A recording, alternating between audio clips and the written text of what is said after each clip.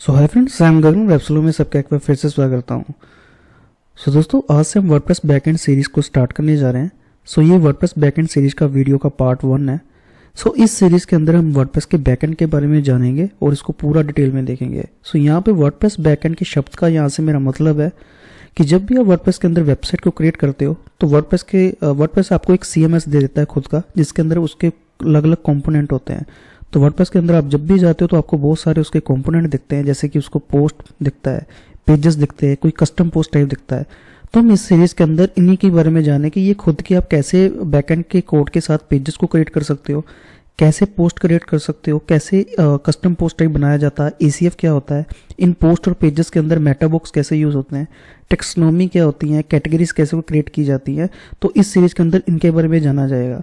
और जब हम इस सीरीज को एडवांस लेवल पे लेके जाएंगे, फिर मैं आपको बताऊंगा कि खुद का प्लगइन कैसे डेवलप कर सकते हो, खुद का स्क्रैच से आप थीम कैसे बना सकते हो। यानी कि इस वर्डप्रेस सीरीज के अंदर इन सभी के बारे में जाना जाएगा। हम इस सीरीज के अंदर पूरा हर वीडियो में, हर पार्ट में एक एक टॉपिक को लेंगे और उन सभी चीज़ों को 1 बाय 1 सीखेंगे।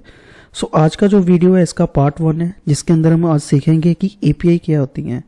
तो आज की वीडियो में हम बात करेंगे APIs के बारे में। API क्या होती हैं, APIs के टर्म्स क्या होते हैं, API को यूज़ करने का तरीका क्या है, और वर्डप्रेस के अंदर कितनी तरह की API यूज़ होती है, REST API क्या होती है, इन सभी के बारे में आज हम देखेंगे। हमारा जो आज का जो वीडियो का पार्ट 1 है, हम इसके बारे में API को कवर करेंगे। तो चलिए, मैं ज़्यादा आपका वक्त नहीं लूँगा।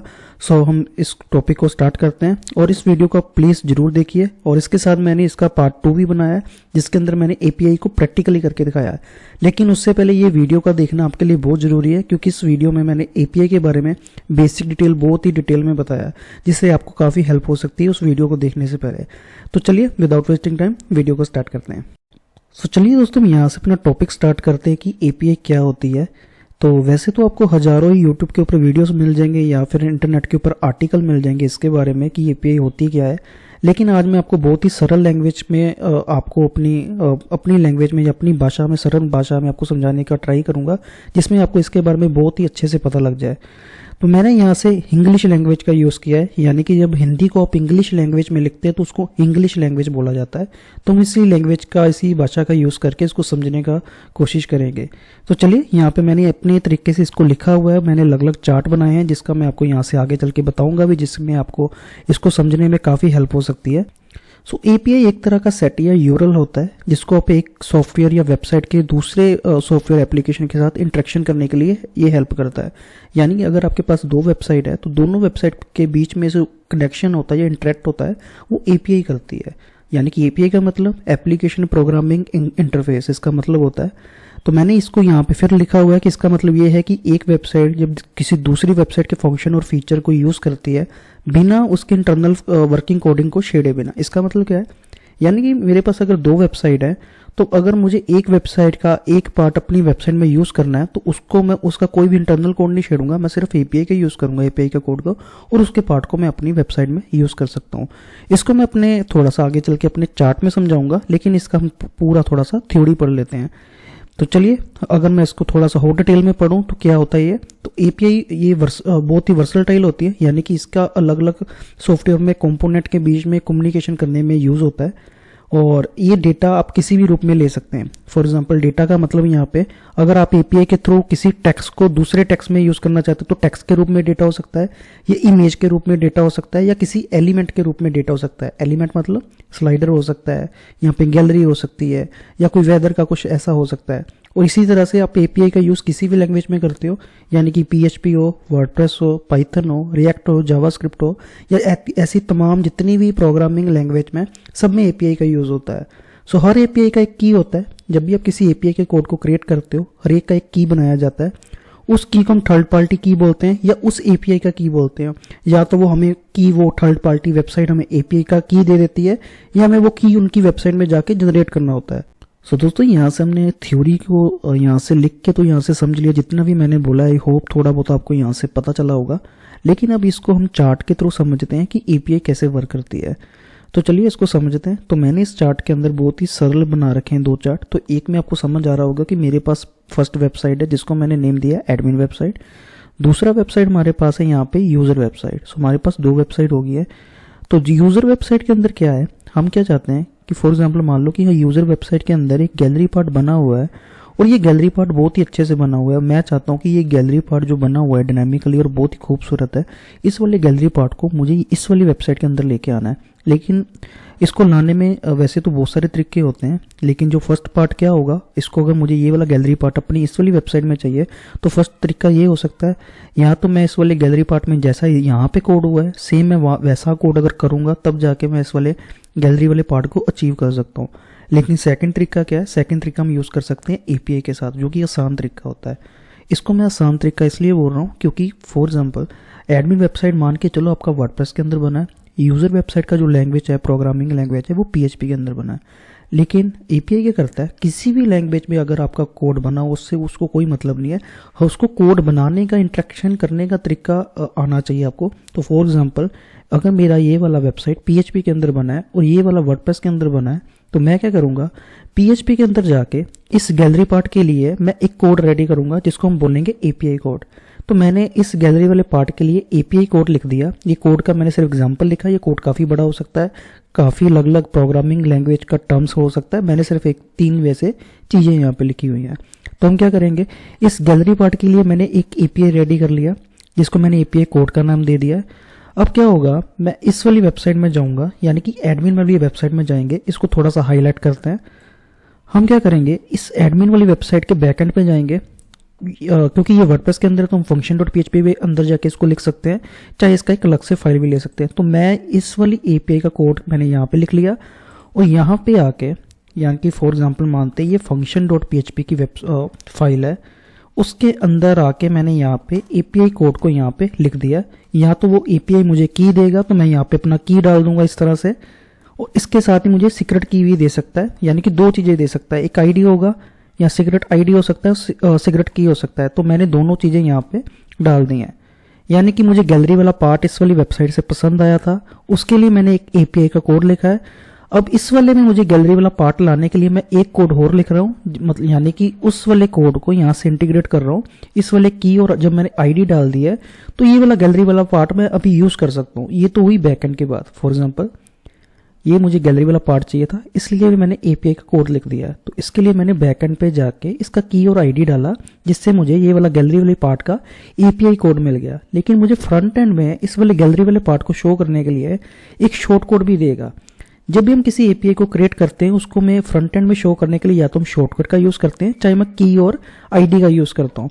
तो इस वाली कंडीशन में मैं क्या चाहता हूँ, मैंने एक गैलरी के लिए हम यहाँ पे एक शॉर्ट कोड का यूज करेंगे। शॉर्ट कोड कैसे होते हैं, अगर आपने कॉन्टैक्ट फॉर्म 7 का यूज किया होगा तो आपको पता होगा कि शॉर्ट कोड लिखने के लिए हम ऐसे कुछ ब्रैकेट का यूज करते हैं। हम इसको ऐसे देखते हैं, ये देखिए मेरे पास जब मैं ये वाला गैलरी वाला शॉर्ट कोड यहाँ पे डाल दूंगा तो मेरा एपीआई क्या करेगा, मेरा एपीआई यहाँ से रिस्पॉन्स लेके आएगा इस वाली वेबसाइट के अंदर और मुझे ये सेम गैलरी यहाँ पे शो कर देगी। ये शो कैसे कर रही है, क्योंकि मैंने इसके लिए ऑलरेडी यहाँ पे function.php की फाइल में जाके इस वाली एपीआई कोड का यहाँ से कोड लिखा हुआ है, जिससे मुझे हेल्प कर रहा है ये वाली गैलरी को शो करने के लिए। तो थोड़ा सा अगर कॉम्प्लिकेटेड आपको लग रहा है तो, लेकिन मैं दोबारा आपको समझाता हूँ ये कंडीशन क्या है। 2 वेबसाइट है, एक में मुझे गैलरी वाला पार्ट पसंद आया, इस वाले गैलरी वाले पार्ट को मुझे यहाँ पे लेके आना था, उसके लिए मैंने एपीआई का कोड लिखा है और उस वाले एपीआई कोड को मुझे फ्रंट एंड में शो करने के लिए मैंने सिर्फ शॉर्टकट का यूज किया, जिससे मेरी ये वाली गैलरी आसानी से आ जाती है।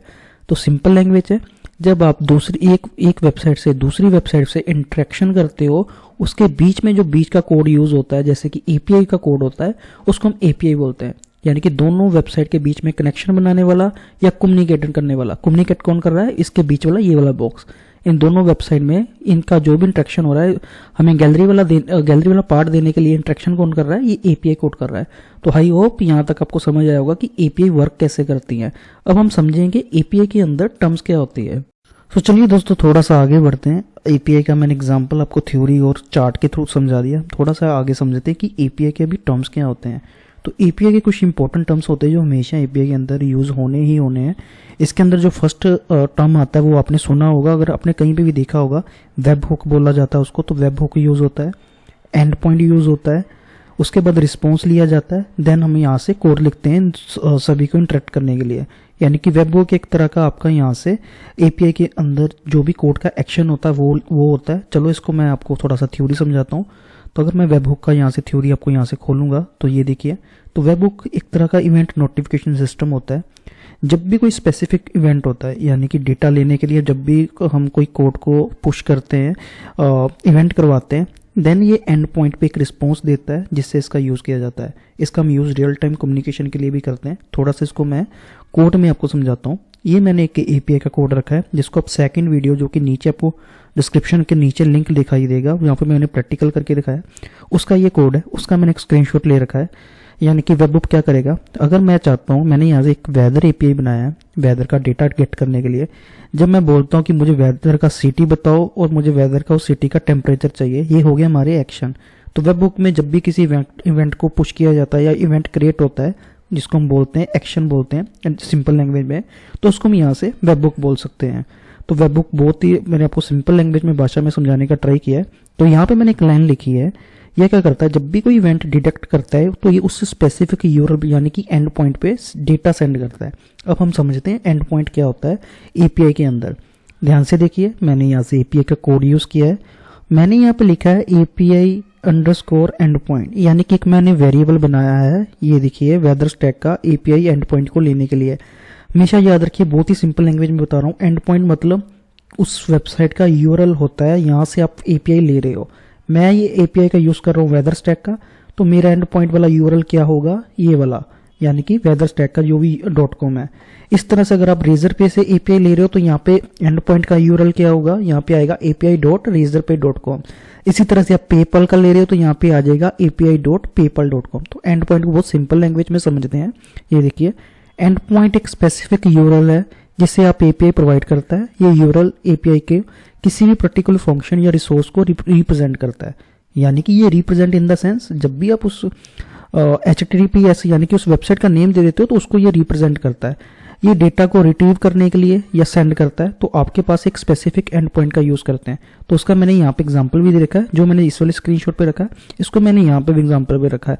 हमेशा एंड पॉइंट का मतलब हुआ जो जिस भी वेबसाइट से आप एपीआई ले रहे हो, अगर आप वेदर की ले रहे हो तो वेदर का यहाँ पे यूआरएल आ गया, अगर आप पेमेंट गेटवे की ले रहे हो तो यहाँ से पेमेंट गेटवे का आएगा, अगर आप गूगल मैप का एपीआई ले रहे हो तो यहाँ से गूगल मैप का यूआरएल आएगा, उसको हम यूआरएल को एंड पॉइंट बोल सकते हैं। तो हमने यहाँ से देखा इसके टर्म्स के अंदर वेबहुक क्या होता है, एंड पॉइंट क्या होता है। अब हम देखते हैं कि रिस्पॉन्स कैसे गेट होता है इसके आगे। तो चलिए हम थोड़ा सा आगे बढ़ते हैं और अभी रिस्पॉन्स के बारे में यहाँ पे समझते हैं कि रिस्पॉन्स कैसे वर्क करता है एपीआई के अंदर। तो यहाँ से मैंने सेम वही चार्ट यहाँ से दोबारा ओपन किया, ये वाला जिसको मैंने आपको थोड़ा सा पहले बताया था। हम इसकी हेल्प लेंगे रिस्पॉन्स को समझने के लिए। तो देखिए थोड़ा सा पढ़ते हैं। जब आप किसी एपीआई रिक्वेस्ट को भेजते हैं तो एपीआई उस रिक्वेस्ट को रिस्पॉन्स देती है। इसका मतलब क्या है, जब भी आप कोई एपीआई का कोड लिखते हो, यानी अगर मैं यहाँ पे जाऊंगा तो यहाँ से ये रिस्पॉन्स चेक करेगा। तो रिस्पॉन्स के अंदर अगर तो उसको डेटा मिल रहा है, अगर सही डेटा इन्फॉर्मेशन प्रोवाइड किया जा रहा है, तो वो तो डेटा रिस्पॉन्स चेक करने के बाद, यानी कि जब हमने यहाँ इसके लिए भी कोड लिख लिया है, तो ये दोनों साइड जब रिस्पॉन्स आता है, अगर तो वो हमारे कोड में कोई एरर नहीं होगा, तो वो अगर तो रिक्वेस्ट सही जा रही है, रिस्पॉन्स सही जा रहा है, तो मेरा वो वाला डेटा यानी कि ये गैलरी वाला पार्ट यहाँ पे आ जाएगा। तो रिस्पॉन्स मेरा वो यहाँ से सक्सेसफुली आ गया है, यानी कि बिल्कुल सही है। अगर नहीं तो मुझे एक एरर मिलेगा। और रिस्पॉन्स के अंदर और क्या होता है, रिस्पॉन्स एक HTTP स्टेटस कोड के साथ आता है, यानी कि HTTP बोले तो यहाँ पे कोई भी अगर आप यूआरएल ओपन करते हो तो कोई वो HTTP होता है या HTTPS होता है, यानी कि उसके थ्रू आता है रिस्पॉन्स। यहाँ की इसको एरे के रूप में बोल सकते हो।